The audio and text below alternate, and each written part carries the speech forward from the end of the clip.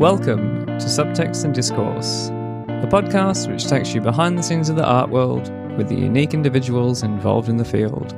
My name is Marc Barbey, Director of Java Studio Gallery and host of the show. In today's episode, I'm speaking with collector and founder of Collection Regard, Marc Barbey. My interview with Marc is one of a number of encounters that took place during the opening week of Rencontres Arles in 2022. We recorded our conversation in the exhibition of Amin El-Dib, Folders, Cracks and Papers, which was presented by Collection Regard in Photo House, which for the second year was hosted in the Manuel Rivera Ortiz Foundation. Be sure to follow Subtext and Discourse Art World Podcast on Apple Podcasts, Spotify, or wherever you find your podcasts. Leave a review and share the podcast with your friends. Now, without further ado, I hope you enjoy my conversation with Marc Barbey. I guess we've known each other a while now, haven't we? Yeah, true. Thanks to you, I discovered the work of Barbara Wolf. You recommended her to my place, and it's been a while. We had now great work with her. I still owe you a case of wine for that. But now that you are in Australia, I don't know how I'll get that to you. I'm sure we'll work something out. So Collection Regard is your personal collection, but you're also a gallery and you present work and you kind of act a bit like a museum. You specialize in 20th century German photography and quite specifically Berlin, or with a focus on Berlin. But you're actually French, aren't you? Yes, correct. Well, I'm half German. My mother is German, but I grew up in France. I feel French. I am more French than German. But I married a German person and we moved to Berlin in 2003. So it's been 19 years now. And when I got to Germany, I already had contacts, obviously, with photography, with art. My family was very art interested. And I had also an uncle who was a photographer. And I was always very interested in photography. But when I got to Germany, I really fell in love with the German photography, especially the one of the new vision and new objectivity. And I started looking around for prints. And soon enough, I discovered that you could buy for quite little money quite a few great prints in auctions, in galleries or at flea markets. There was and there is still quite a few finds to be made. And I decided to focus myself on Hein Gorny after I discussed this photographer with a friend of mine who is also a photographer, Ludger Paffrath. He said, my professor for photography in Hannover, Heinrich Riebeseel, was always very positive about the work of Hein Gorny. And because I like Riebeseel a lot, I was very keen to look into that because Riebeseel was one of the most interesting photographers of the post-war era. He was a scholar of Otto Steinert as well. Looking into that, I've made a discovery, one can say. I found 600 contact prints of the destroyed Berlin after the war. Wow. From Hein Gorny, Seidenstücker, and Byers. Seidenstücker is a little bit the more well-known of the three. He had a big show at the Berlinische Galerie a few years ago. His archive nearly got dumped and was saved really in the last days before it got really, And Gorny met Byers probably in America. And they decided once Byers was working for the American army in Berlin at the end of the war, after the war, they decided to make a book about Berlin from above because Byers had access to the planes. He was working for the American army and they were making pictures of the area. And they decided to make this book together. Then Byers got sent back to America and Gorny pursued the project with this great pictures from Berlin, from the ground and from the sky. I said, well, this is like a treasure. It's a photographic treasure. It has to be published in some kind of a way because I cannot just keep that for myself. And the person who had it before me was not really sure what to do with it. So I decided to make a book. And preparing this book, I started working with Antonio Panetta. He worked for the collection altogether something like 6 years, also as an artistic director. Because my background is business. I studied in France in the business. I was in the metal industry and the software industry, but I didn't have the technical knowledge you need to have when you inventorize, digitalize, and curate a show at that time. So started working with Antonio and we found Enno Kaufhold to write the text for the book. And then the question was, actually, it would be quite good to make a show with the work to be able to present it as well for the people who might be interested. So I went to the museums in Berlin and they said, very interesting, but maybe in 5 years. The gallery said, well, no, that's not something we can sell. And that's why I decided to turn the office I had into a kind of gallery with the lighting and everything. We opened on the 6th of May, 2011, the show Hommage à Berlin with a book, with the first book of the collection. The response was amazing. We had articles in El País, in we had a press releases that was really like 2 centimeters thick. So it was really quite amazing. Yeah, wow. So the response was great. And I thought, wow, there is a space for unknown photographers. And if the press response is so good, people are coming. And maybe there is a role to be played with unknown photographers that deserve to be seen, but that don't participate yet in the discourse of photography. Yeah. Unknown in the sense that they have a history. Like you mean their existing bodies of work is not unknown as in new, but unknown as in historically overlooked. Exactly. Yeah. Exactly. So Gorny is really the perfect example for that. In his lifetime, he was a really successful photographer, was very well known, and he got forgotten completely. And this is quite a sad story in the end for him. But the work is here. The work is great. And it will be at one point somehow recognized. I mean, I'm trying to do that now since 12 years, 13 years. But the work is so big, so important, and so interesting that at one point it will be recognized. And the recognition has already started through the work I've done and through the work others have done. Last year, 2 prints were in a show in the Städel Museum in the exhibition Neu Sehen, curated by Mrs. Lemke. And they have been shown in Hamburg. He was shown in Russia, in Bologna, in Paris. So we've done quite a few things to push him. And David Compagnie also made a presentation in the Biennale für aktuelle Fotografie in Mannheim in 2020. So there has been a real interest for the work. And it's just a question of people thinking the work is gone. There is nothing left. In the case of Gorny, it's quite understandable because there was a bomb in his building in Kurfürstendamm 35. And a lot got destroyed, indeed. Oh, okay. But I managed to find quite a few prints altogether. We're talking about 1,500 contacts and enlargements. Yeah.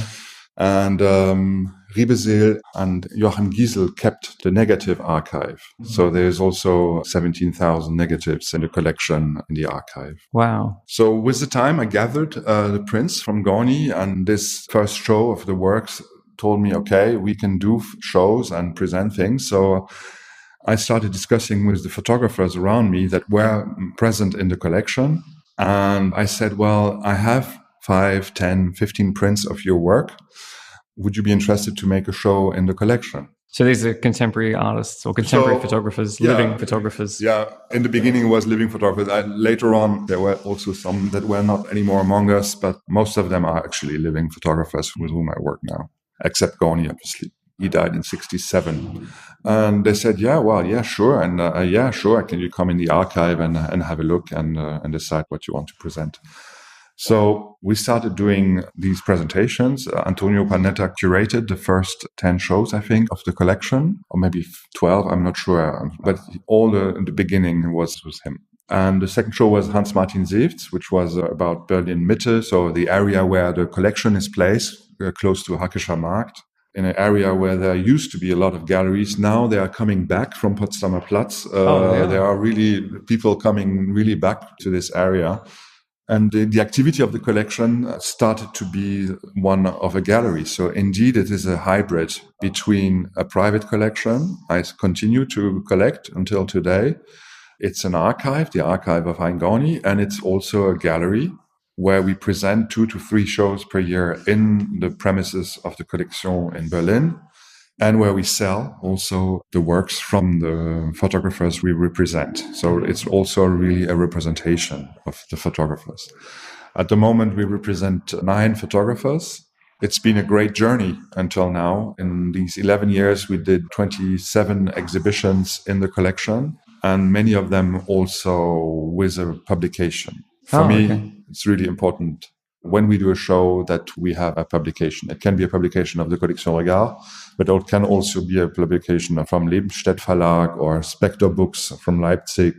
Braus was also involved in one of the publications. At the moment, Wasmut and Zollern has a publication of the work of Andreas Rost that we are presently showing in the Steinstraße. Yeah. Why for you is a publication important? Well, because we're talking about relatively unknown photographers that haven't got the recognition they should have, having a publication is a great tool to send the work with a proper text. So we also have great authors. For Andreas Rost, we have Matthias Flügge, Klaus Honneff wrote a text for Anno Wilms, Enno Kaufhold, as I mentioned, and there are many others, specialists, photo specialists who wrote for the publications of the collection. And with this text and with these photos, the curators, the institutions, the festivals can really have a look at the work and hopefully get interested. Obviously, the collectors can be also interested in including the works in their collection through those books. Moreover, and this is what everybody says about books, but I know you've heard that surely already before, but it's the only thing that remains. Because the show, the show is there for 2 weeks, 3 months, whatever. But the book is there and it will be there in 200 years. So it's a great way of promoting the work. Yeah. I guess speaking of promoting the work and how you mentioned that Hein Gorny obviously is like a legacy artist and you work with some living artists. The work that you are still presenting, technically it's not secondary market, it's still primary market work that's from an archive that you're distributing. How has it been different, or how have you discovered the sort of difference between new work that the artists that you're working with are creating and like an existing archive in terms of putting the work out there? Do you need to approach it from much different ways? Is it more or less the same? I don't make a huge difference, actually. Yeah. It's more or less the same approach. Obviously, it's not the same to work with a living artist as to live with a dead artist because you cannot discuss things so well.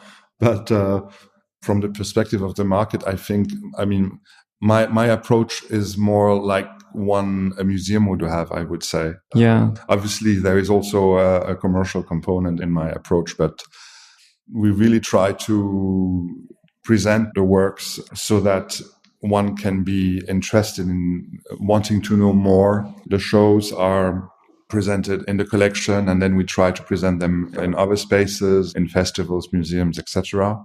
And through this wandering exhibitions, we can promote the work, but it's more or less the same. Oh, okay. If it's Gorny or if it's Amin El Deep, which we show now here in Arles, or Andreas Rost in the collection, I'm not making any big difference. There is a difference in the sense that with the archive of Hein Gorny, I am the estate manager. So I have a contract with the family of Hein Gorny, and they do receive a portion of the Bildrechte, of the rights on the picture rights, and they also get editions from when we publish editions.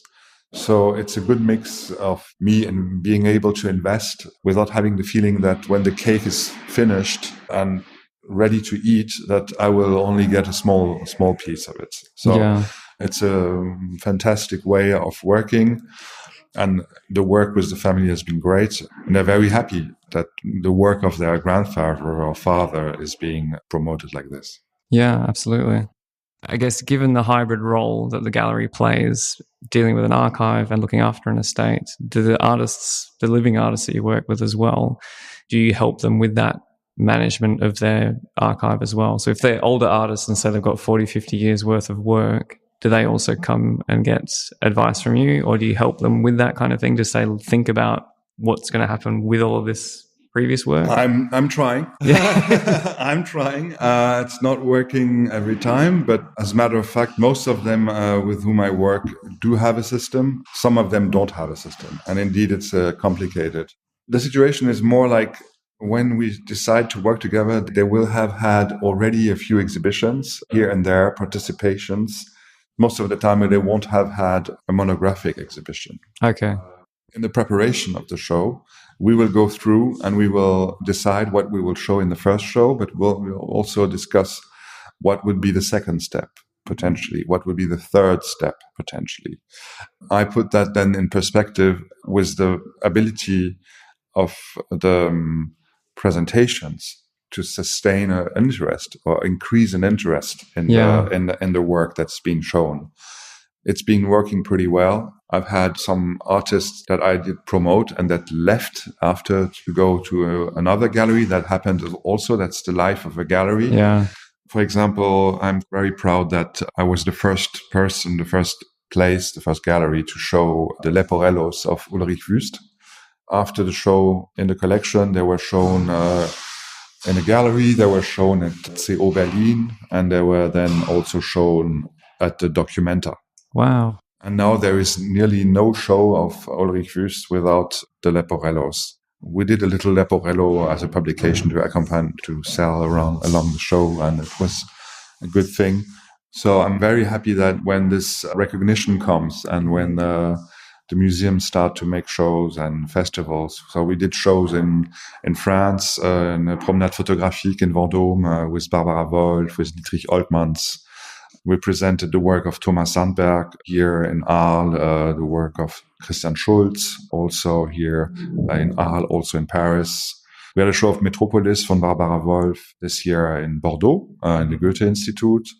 We had a great cooperation also in Paris with the Goethe Institute in Paris, where we showed Wüst, Paul, Gorny, Rainer König. So it's great to be part of the system of the photographic scene and to be able to contribute like this. And Arles obviously is one hearty moment in the year where it's great to be here again with the Photo House. How long have you been doing the Photo House for? So Photo House was created by Paris-Berlin Photo Group, led by Christelle Boger, and she is the founder of this collective. And we talked in 2015 about participate in Arles in some sort of way, and decided to make a French-German kind of approach, open to others, obviously. And Christelle found a great place in La Roquette where we could make the shows. And we made the first presentation with the Collectif Les Associés from Bordeaux and Ostkreuzschule für Fotografie from Berlin and the Collection Regard. And in the first year, we had something like 3,000 visitors in this first week. It was for 1 week in the opening week of Arles. And Photo House became, with the years, a real institution in the off. And last year and this year, we are in the in program, thanks to the Fondation Manuel Rivera Ortiz, which is in the associated program of Les Rencontres d'Arles. So it's a great opportunity to be able to be in this official program.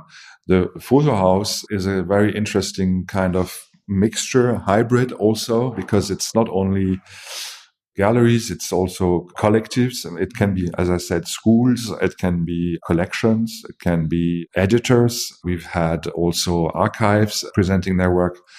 The museum Nice-Fornitz from Chalon-sur-Saône also made a presentation 4 years ago, before COVID. And we have partners such as Deutsche Börse Fotografie, which is also present this year. And this year we have also a collective from Austria, so German-speaking. German-speaking, yeah. So it's a very nice platform that Christelle Boger puts together, and Photo House is now part of the scene and is identified as a high-level group of institutions who present the work here, and it's great to be part of it. Yeah, absolutely.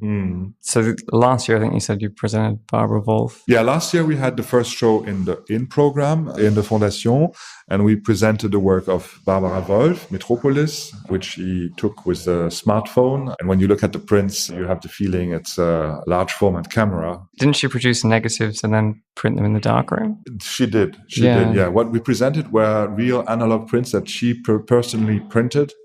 And from the data, she had negatives created, and from those negatives, she did the prints. Yeah. And the work has been shown last year in Arles, in Paris as well, and as I said, in Bordeaux this year, in 2 exhibitions actually in Bordeaux. One in the Goethe Institute and one in the Photo House Bordeaux, because Christelle is also trying to replicate this idea of collectives working together with the city of Bordeaux, in that case, to present the work of some photographers. And she invited us, which was really great. The other photographers we presented last year was Anno Wilms. And it was great to be able to show their work there. Yeah. And this year, who are you presenting? And this year we represent Amin Eldib, who was just arrived. Hi, how are you? And the show is called Folders, Cracks and Papers, because Amin, since its beginning in the photography in the late 80s, was very keen to transform the prints and work on the medium in a very experimental way. So he was tearing, he was working with the alchemy, was on the positives or on the negatives. We are presenting here for the first time a body of work that is called Artaud Portfolio. Artaud was a theater theorist and theater maker from the early 20th century, from Marseille, actually, so not far from here. And he was a surrealist and created a theater of cruelty, the theater of cruelty. And the idea was to modify the theater from something where you speak or play a text to something where you should have an overall experience.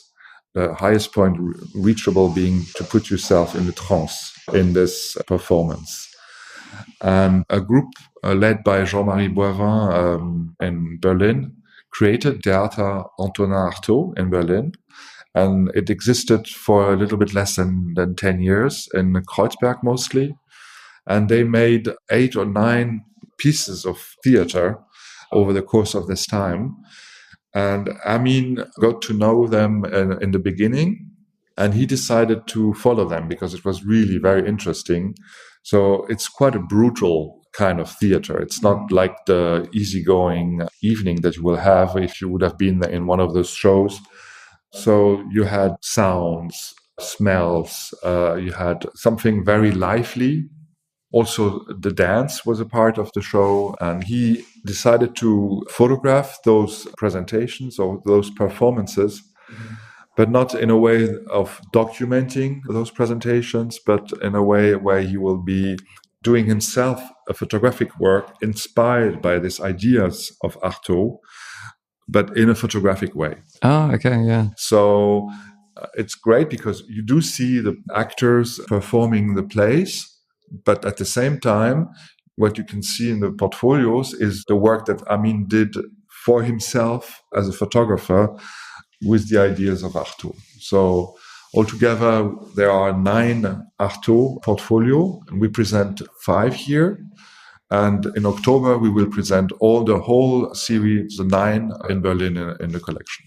Yeah, wow. We published a book with text by Susanne Husemann, who was one of the founders of the Theater Artaud, and also 2 texts from Amin Eldib himself. Yeah. I'm very happy to be able to present those works, and it's a great work with Amin.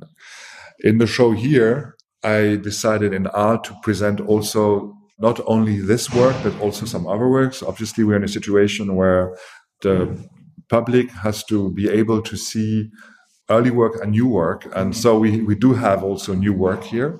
It's on these 2 walls. It's a series as well. Amin took some digital prints that were not used for presentations and started to tier them and reassociate them. So they are all unique pieces. Then he punctures them and they become objects. And in that case, most of the works we presented are representing statues, Greek statues from the Basel Museum. And he rearranges the shapes and the forms, the colors, and they are like little beautifully made objects of photographies, but also very conceptual work. And altogether, the work of Amin is all about ruptures, about breaks that you can have in life. So it can be life and death, health and unhealth, scars and healing. It's all about this process. So it's not a work that is immediately easy, but I think he does it in a very sensitive and gracious way. Yeah, absolutely. Great to be introduced to the work. Thanks, Marc, for sharing. This has been... Oh, you're very welcome. Yeah, Thank you. nice. Thank you, Michael, for thinking of me and taking the time to speak with me.